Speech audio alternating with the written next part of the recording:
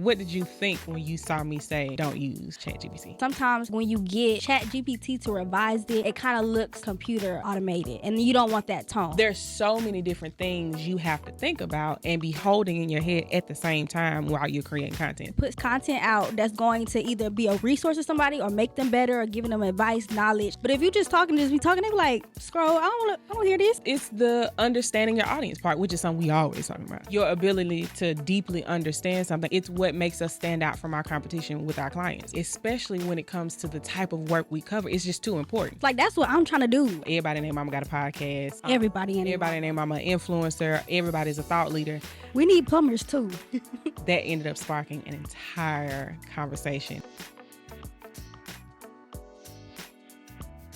Well, hello, everyone. So, listen, it's been a long time coming, but I'm here. We are here. We are doing this podcast. Whoop. Finally. This is what we're going to do for this first episode, right? So I'm going to tell y'all a little bit about myself, tell y'all a little bit about our company, how we got here, who we serve. We're going to talk about what this podcast is supposed to be, and then we just going to get into a little bit of conversation. So who am I? Well, I'm Kayla, DawnG. And I have to say that because people be like, your name Dawn? And I be like, no, it's Kayla, DawnG. I'm hollering. And I am the CEO and founder of DawnG Media, which is a creative marketing agency. And we work with purpose-driven organizations that are looking to rebrand, reconnect, refresh, all of the really just get resituated into their market, right? And then we do that through social media management, website design, brand development, content creation, video production, a number of marketing services. We're based here in Birmingham, Alabama, but our team is all over the country, and we work with companies all over the country. But really our sweet spot, I would say, is nonprofits that are focused on education and community development, but more specifically, like organizations that have deep roots in civil rights, right? So like, for example, we're here in Birmingham, 16th Street Baptist Church is one of our clients, and they are most famously known for being the church that was bombed where the 4 little girls were killed. We also work with HDDC out of Atlanta, which was started by Coretta Scott King to preserve Martin Luther King Jr.'s childhood home. So yeah, that's a little bit about me, a little bit about DawnG Media. But it's not just me at DawnG Media. We have a whole team. We have graphic designer Rachel, video editor Grace, and we also have social media associate Angelina, who is here with me today. Hey everyone, first I ain't wanna introduce you. I had to clear my throat. But hey everybody, I'm Angelina. So a little bit about me. I am a junior at the University of Alabama, and I've always done social media, everything, all the time since I was like little. I wanted to do content creation and like social media management, but I wanted to do it like with me because like, first of all, no, you're not ready. And second of all, I want you to use your gifts to help other people. So then, through one of my teachers that I love, Dr. Murphy. Hey, Dr. Murphy. But yes, he showed me we had connections through Polaris, where we are at now. And I got to meet the amazing Alicia and Kayla. And Kayla, she just introduced herself. It's been a good summer. I have so much fun, a lot of growth, a lot of learning and everything. Let me share a little bit about how Angelina even got to the team, right? Because we had a different structure before where we had some social media people on the team who were a little bit more experienced, and so their responsibilities were a little bit more elevated. And so we kind of restructured how we did everything, and we realized like, oh, what we're really missing, because so many of the other team members like me, Rachel, Grace, we're very similar in like demeanor and energy, and we were like, we need something to shake this up. Like we're way too chill. We're way too comfortable. I'm never going to do any of the things that I need to do that I don't want to do. Because but that's one thing that I love, that y'all like mad chill. Like it's nothing, because I don't work with people in the past that's like, and I'm like, get off my neck. Like, when you do that, you make me not want to work. I mean, it's true. I think we do have a really great like work culture, but when it comes to like the success of the business, if we aren't pushing ourselves, you know, we're not going to be relevant. And so I think for us, there was that component, but also, just getting a little older. But you got that entrepreneur mindset. I do, but I don't have a TikTok mindset or a TikTok interest or reels and all of the trendy stuff. So we were like, okay, what we're really truly missing is like someone who is like young, fresh, energetic, and has like their finger on the pulse. And we were like, okay, we have our internal systems shifted and kind of streamlined. So we feel comfortable about being able to develop someone. So basically, if we get someone young who does have what we're missing, we feel comfortable and confident that we can teach what, everything else that needs to be taught. And it just made sense. And so speaking of, bringing somebody in young, fresh, kind of pushing us outside of our comfort zone, this entire podcast idea, is brought to you by the strong urging of Angelina. Don't push it. We collaborated. Strong urging of y'all. Don't let her sit here and lie. We both came to an agreement to do the podcast. Well, only one of us suggested it more than once. Okay. And it was not me. But let me give y'all a little rundown on why I think we should have started the podcast. So first of all, I love the content that we are putting out on social media, but everybody's in this podcast phase, you know what I'm talking about? But sometimes everybody don't need a podcast, first of all. Because everybody be like, what you on here talking about? You just talking about nothing. So let's put having a podcast to use, So I'm like, we can get a lot of good clips and a lot of good information. And like, because Kayla had said, like, a lot of our clients and people that we work with don't really know the questions to ask. And so with them not knowing the questions to ask, we can ask each other, and I can ask Kayla these questions. And then you could be like, I know I had that question, but now that you said it, I needed that. So, yeah. Yeah. Now, I will say the other part of it, too, is like I'm very similar to our clients in that I usually push our clients to put themselves out there more, to be, thought leaders and experts in their fields and just be more present on social media. But I have the same problem. Like, I don't like to do it either. And similar to like it's a whole lot of everybody and their mama got a podcast. Everybody and their mama influencer. Everybody's a thought leader. We need plumbers, too. I never really wanted to be a part of that, like, number. And so Angelina had mentioned doing the podcast more than once, but the last time we were talking, we were actually in the middle of a maybe like a demonstration. So like one of the things we've been working on is captions, which we'll get into a little bit later, but I was like showing her in real time how I was thinking through turning something we were looking at into social media content. And so it was kind of in that conversation that she was like, man, see, this why you need a podcast. Y'all, Kayla can literally, we was in a whole, tell them the story about the consultation with the client. We had a session here at Polaris with one of the business owners who is also a member, and Angelina got to sit in on it. And she was just like so amazed by how, I'm talking to the business owner, I'm asking her questions, and then I'm repeating back to her what she said, but I'm summarizing it. This woman got it down to 3 words. I'm like, out of this whole hour, you got to 3 words? Like, that's what I'm trying to do. That's what I'm trying to do. All it was, when people are trying to describe to you what they do, typically they want to give you a whole lot of context because everything is important, which it is. But as an outsider looking in and me understanding that, like, the rest of the world thinks very simplistically, I'll just figure out, like, how do I say this in the most basic way? So that's what she's talking about. I think literally her superpower. I think the business owner was like describing her type of business, and because she did, a variety of things. And I think I said something back to her like mental health platform or something like that. And everybody was like, yes. She's like, that's exactly what I do. Thank you for that. I'm like, I don't even know. I'm over here. We would have still been sitting there like a whole nother hour. It's part of the job. But like that conversation, it kind of hit me. I was like, oh, this makes sense, right? Like, I don't feel comfortable being like, oh, I'm a marketing expert. Oh, I'm a digital marketing expert. Oh, I'm an entrepreneur. I'm going to get in front of a mic and look at a camera and tell everybody how to run their life. But like the teaching aspect feels more natural. And then me teaching Angelina, who I'm already teaching anyway, also feels really natural. So I was like, well, that actually could be the podcast. So that is actually the format, the thought behind the podcast, right? Me and Angelina are going to be having conversations, more than likely talking about things that we talk about off camera, like in her actual training, but just now having these conversations in front of y'all with y'all so that you can also glean the same way she does. Because to her point, like, people that we work with typically don't have a whole lot of context for marketing, or maybe specifically what it is we're doing for them. And so like with Angelina, who understands like specifically Instagram, TikTok, those types of platforms, being able to give her the rest of the context in terms of like how we create content for organizations, right? Because that's different from doing it for yourself on TikTok, and talking about how kind of my thought process and how I do certain things. It's the same information I like to share with clients. I like to share with other people. So it just made sense to just basically have these conversations in front of y'all. So, But let's not get it twisted. Kayla, written format, she could do all that stuff. But when it comes to videos, I'm your girl for that. Like Kayla be doing certain things, and I'll be like, Kayla, I need this, I need that, I need this. I'll be like, so I'm an asset to a team a little bit. She absolutely is an asset because, like I said, she brings that one. She brings that just kind of third party perspective. She is an us to us, right? Like the same way we assist clients by being this kind of third party who's not like in the world of what it is they're doing.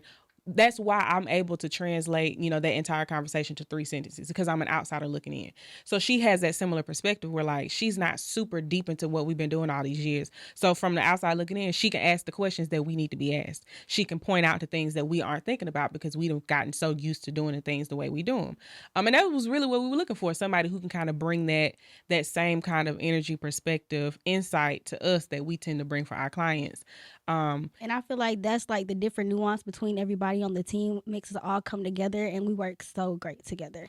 Yeah, we definitely all end up kind of pushing and stretching because of the different insights and inputs that we all have. And I do think that ultimately what we end up creating is better for it. But also, because to a certain extent, she's representing the larger audience in terms of like, in the same way that she's going to be asking questions and learning things, y'all are going to be learning along with her.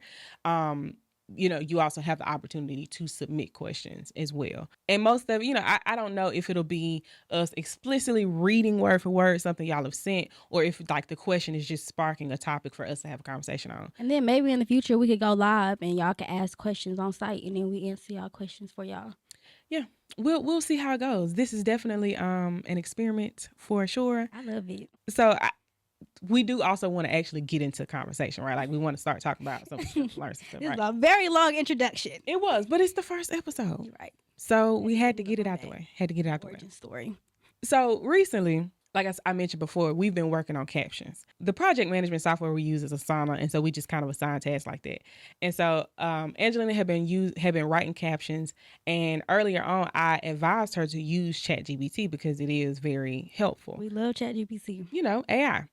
And so she had been using it. And so there was one post, and I don't remember what it was about, but I remember explicitly saying in my instructions to her to not use ChatGPT for her draft of the caption.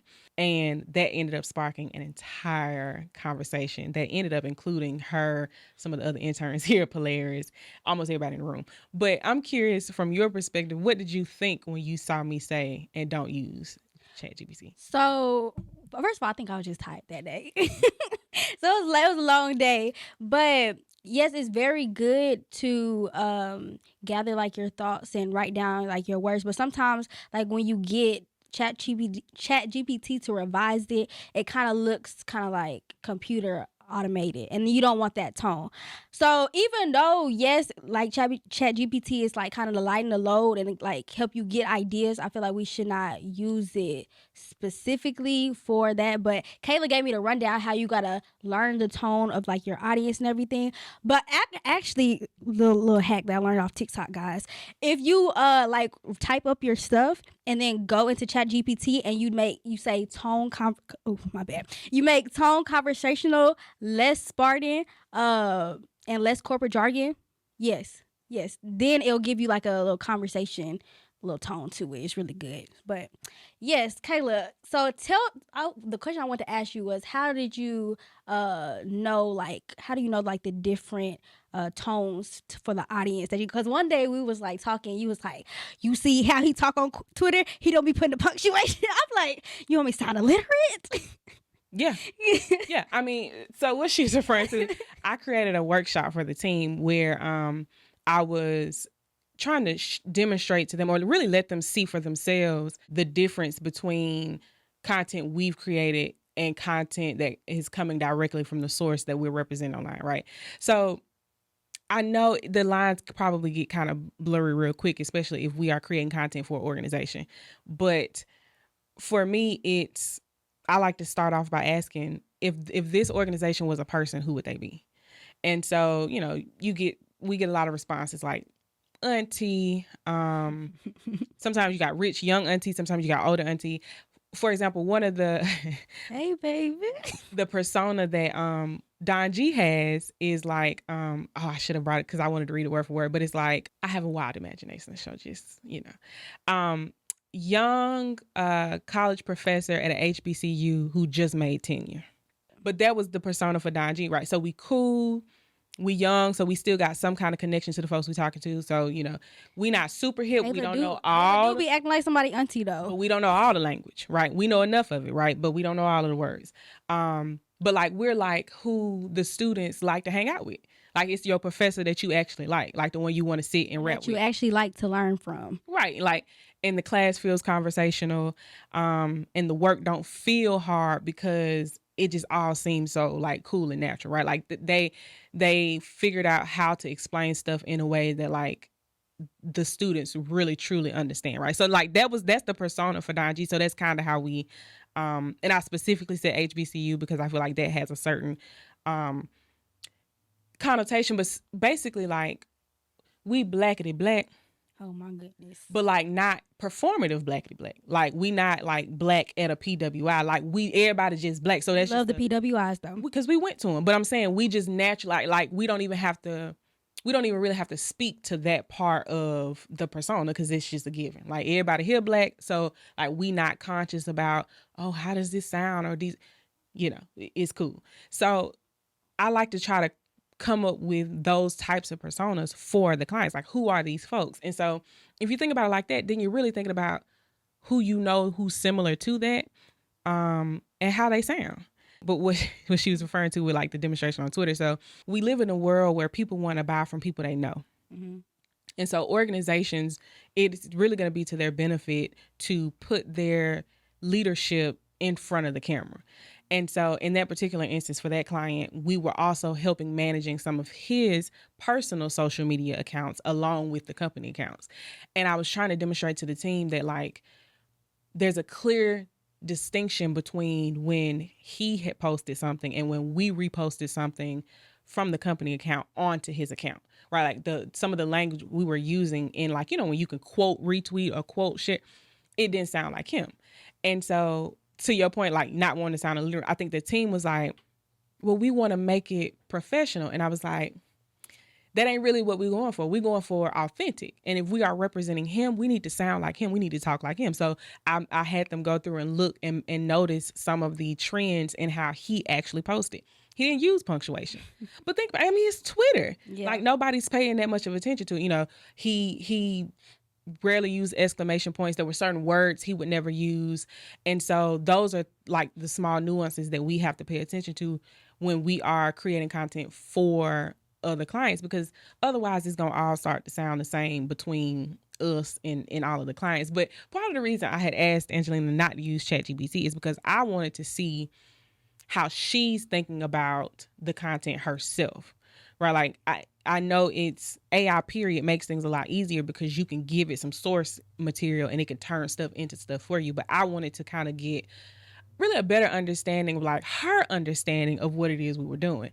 And so that turned into a whole conversation about like how to write, how to think, how to figure things out. And so got me reading copywriting books. I still got to go to the store and get it. And so here's the thing, right? Like I have really been thinking about this. I'm going to be working on it. Trying to figure out like curriculum for what's essentially critical thinking, because that's the only way to explain how I've been able to do any of the things I've been doing. Feeling that, And so it's like, because like a lot of the times what ends up people having is, how did you get there from there?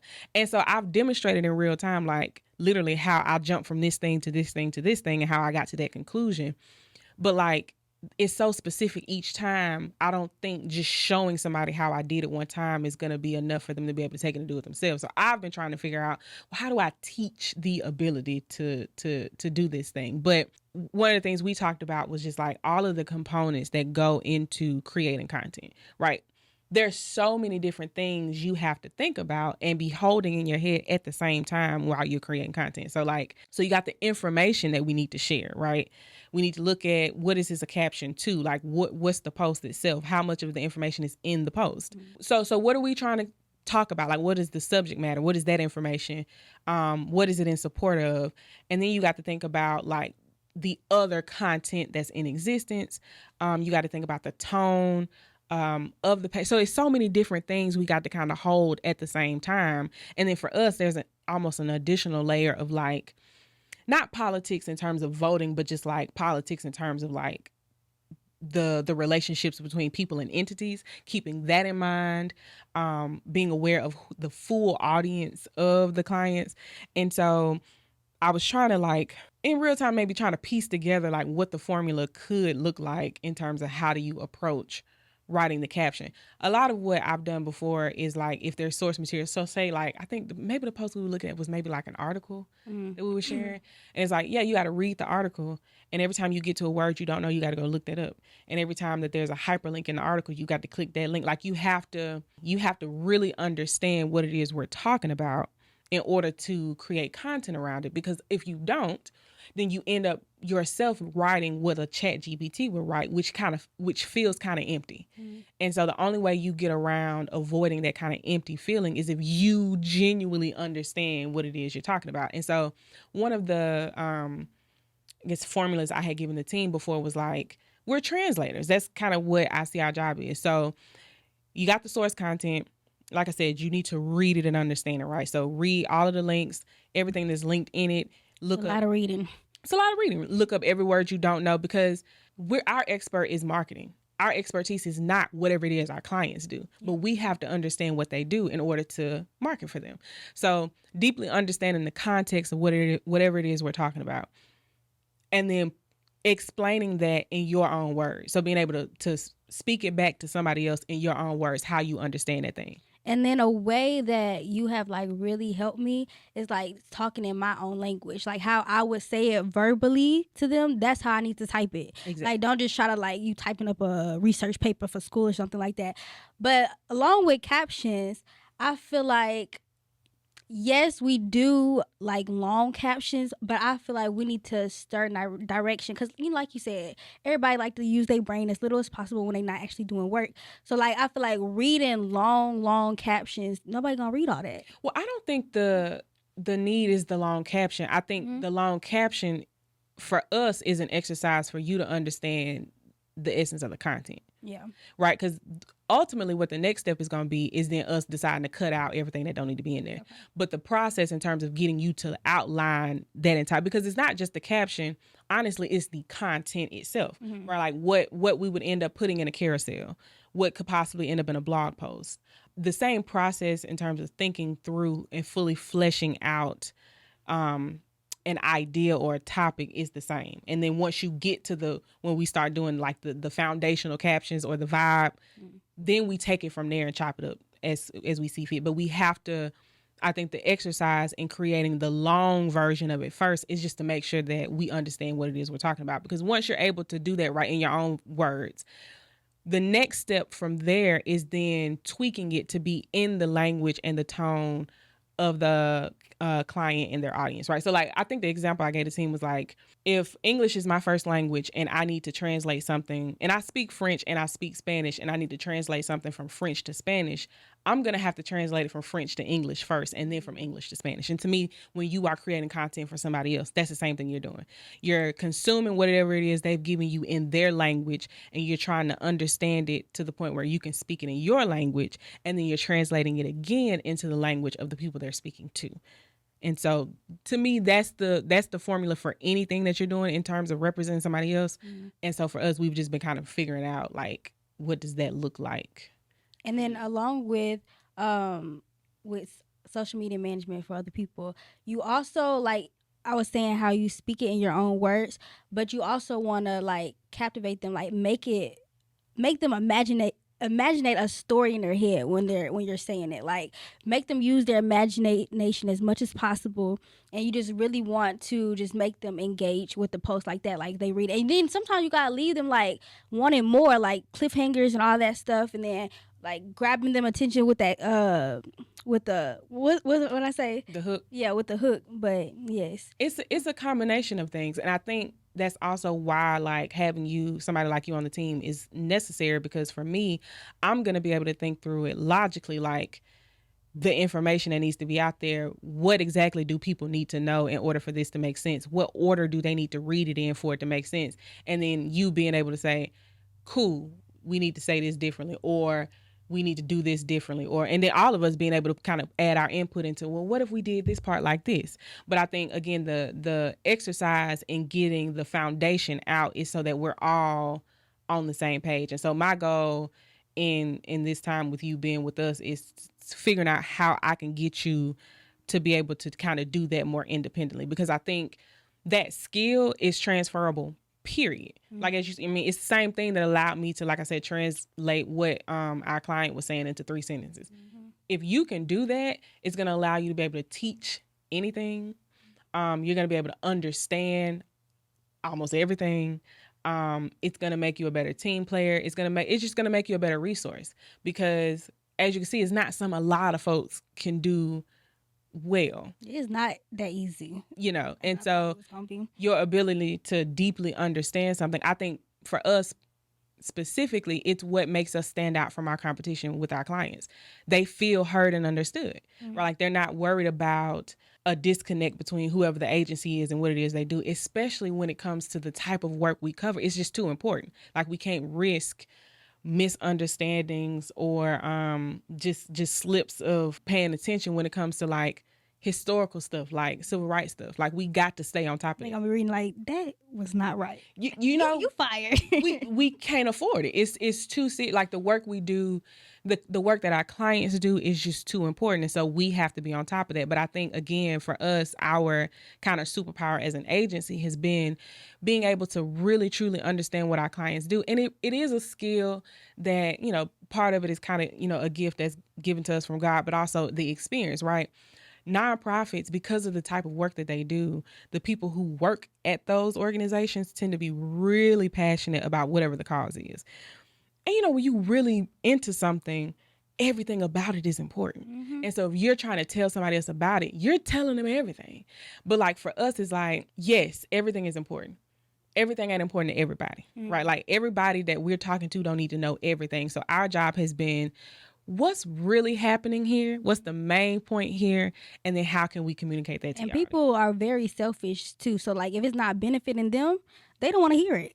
So that's another thing. Like, you have to be able to put content out that's going to either be a resource to somebody or make them better or giving them advice, knowledge. But if you just be talking, they be like, scroll, I don't hear this. It's the understanding your audience part, which is something we always talking about. Because it's not even just, you do need to understand them, but you got to know who you talking to.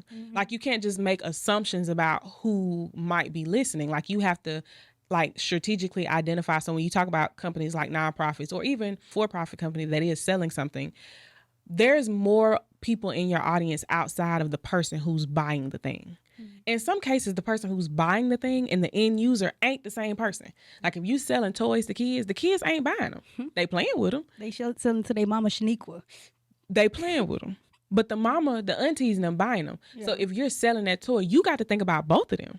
That concept in itself is something we tend to bring to our clients, but then being able to help them identify some of these other players involved that they may not think about, and then being able to figure out, okay, well, based on the information you gave us, this group needs to know this thing, this group needs to know this thing, they care about this thing, this is how we make this thing relevant to them, this is the language that person speaks. And then going even further than that, these folks on this platform, these folks on this platform, this is how this platform works, right? Like, that's why I say it's so many components that go into content creation, and it can be difficult to try to hold all of those things in your head at once. And so what I've been working on, and maybe, once I figure it out, we can put out a guide and sell it. But like, what's going to be the best way for you to identify all of those components, kind of keep them top of mind as you create, and then maybe maybe some sort of formula that allows you to pull together the different pieces so that it makes sense. So what would you say would be the main difference of like saying,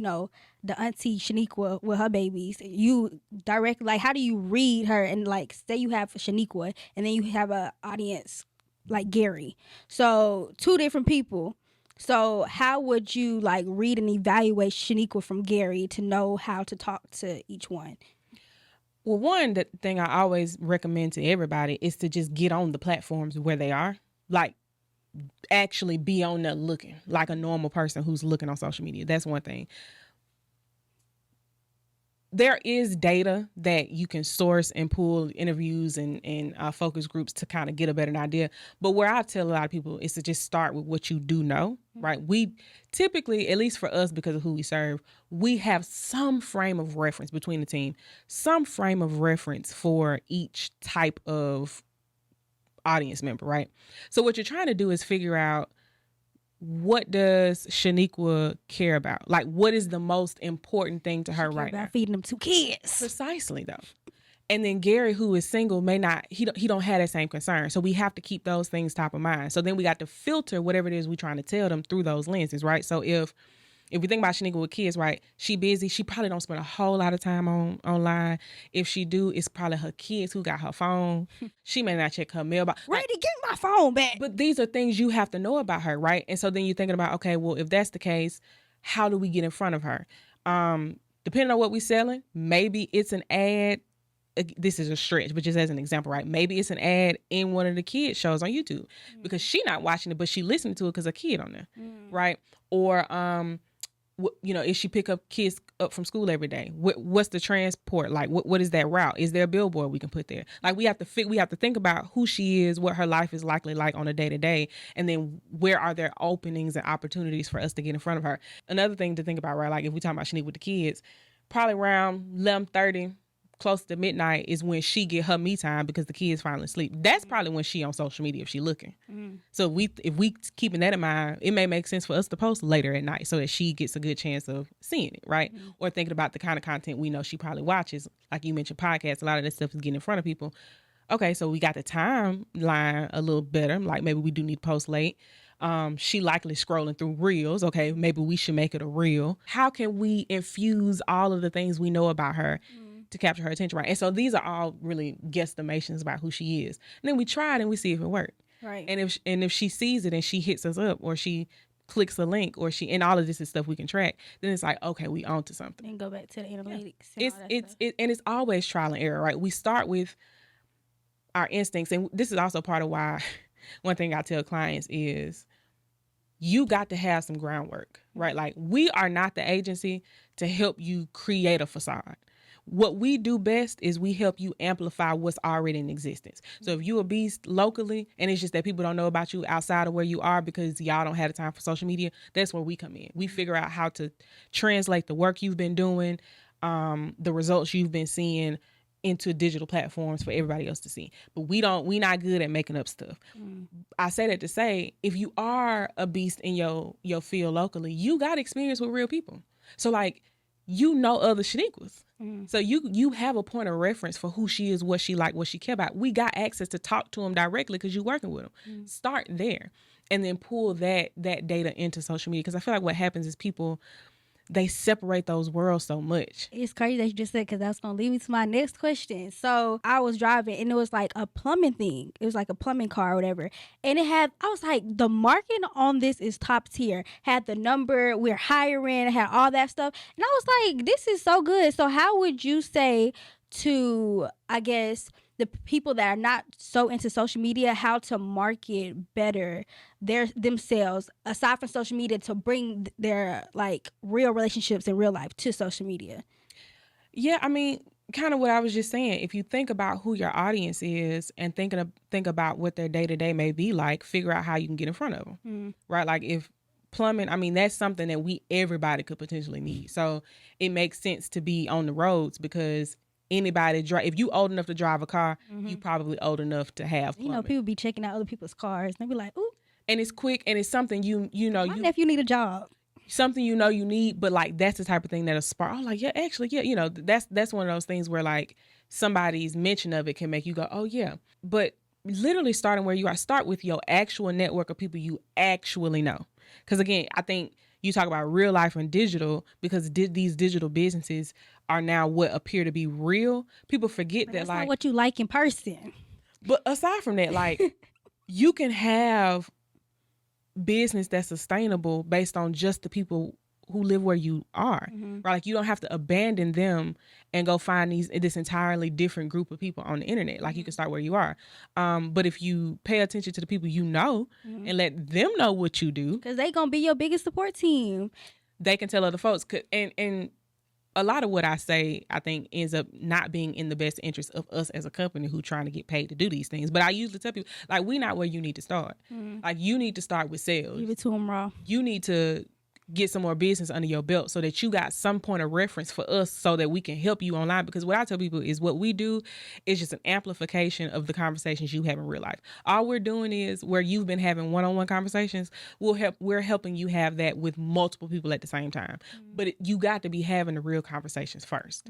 That's the only way it works, at least for us. Again, there are marketing efforts that help people kind of start from the ground up. That just ain't our juice. Our juice is translate. I can look at what you got and be like, oh yeah, this is what we need to do. And let's help like the small businesses real quick. You do not have to have a big old following, all these likes to generate revenue from your company. Like you could have a couple hundred followers and be making six figures. Like that's about community. You need to be with the people around you. You need to build relationships with them, because especially like people online that completely do not know you, like Kayla was saying, like you have to build the relationships with the community that you already have, and they will help you. They will word to mouth get it out to other people that will repost on their stories and everything. So yeah, it's okay. Like start small, and you might not even be big enough to handle all that in the first place. And you also just you have to set realistic expectations for social media, right? Like, I mean, marketing, we talk about all the time, like it's a multi-touch thing. Like marketing isn't one person see one post and they do something. It's they see you over and over and over again. Right. And so social media is just a part of that. It's just one of the places where they can run into you, in addition to looking at the back of your van, seeing you on a billboard, hearing you on a radio commercial, hearing you on a YouTube ad. Like those are all touch points. And so the goal is to kind of seep into the subconsciousness of people. And by the time they need something that you do, you top of mind, right? Perfect example, right? I've had quite a few conversations today. This week, really, with potential clients, previous clients, just contacts. I went and had just a chit chat with a banker friend today. You was at the bank a long time. I was, and one of the first, because we love to chit chat, and one of the first things he said with me, I've been seeing your content. Everybody that I've talked to over the last, you don't like it. But that's my point. But they see it though. They don't have to engage.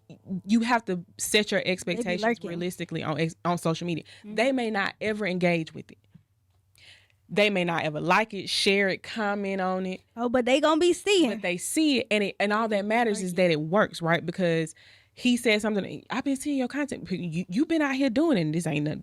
This finna make it worse. But I've been seeing you. You've been moving, and it's like you can't point to me. You can't tell me exactly what the video was that you saw, right? You can't tell me exactly what I said, but it don't matter because I'm top of mind, and that's the only goal.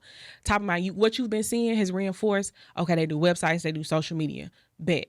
That's it. And he told me this. He was like, "Yeah, I actually referred you to such and such." Right? He ain't liked nothing. Come on. He ain't like nothing. But that's what happens. And so when I say set realistic expectations for social media and really all forms of marketing, you may not be able to see like direct lines from it. And honestly, for most of your sales, like it's not a direct line. It's a journey. They saw this and they saw this, and then this person said your name, and they already had like another random example. I was emailing somebody from the city about like taxes.